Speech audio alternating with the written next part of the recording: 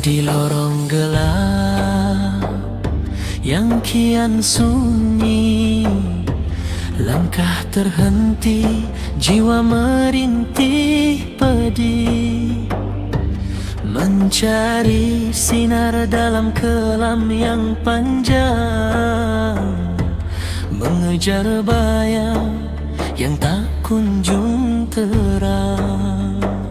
Namun pintu itu sentiasa terbuka, menanti hamba yang ingin bertaubat.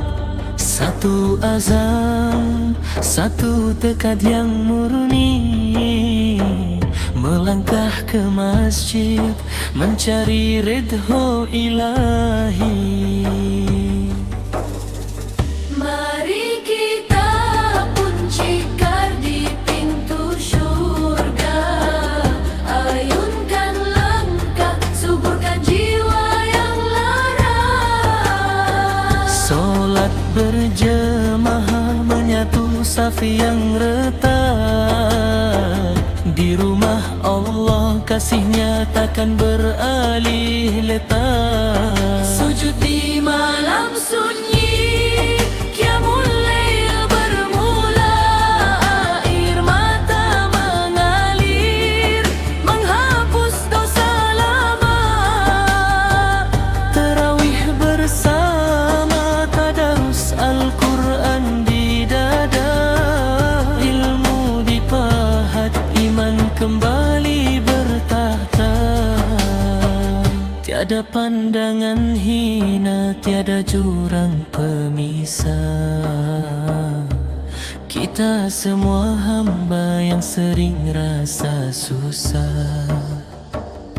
Di sini tempatnya ubat segala duka, mendekat padamu terlerai segala sengketa.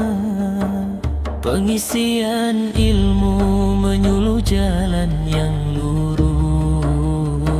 meninggalkan racun yang membakar kian haus. Bersama jemaah kita bina kekuatan, menuju cahaya, meninggalkan kegelapan. Tuhan, aku kembali dengan tangan yang gemetar, menagih kasih-Mu yang luas tak terpagar. Masjid ini saksi setiap detak jantungku, ingin berubah hanya kerana-Mu. Mari kita pancurkan di pintu syurga, ayunkan langkah, suburkan jiwa yang lara. Solat berjemaah menyatu saf yang retak. Di rumah Allah kasihnya takkan beralih letak. Sujud di malam sunyi, qiyamul lail bermula, air mata mengalir, menghapus dosa lama.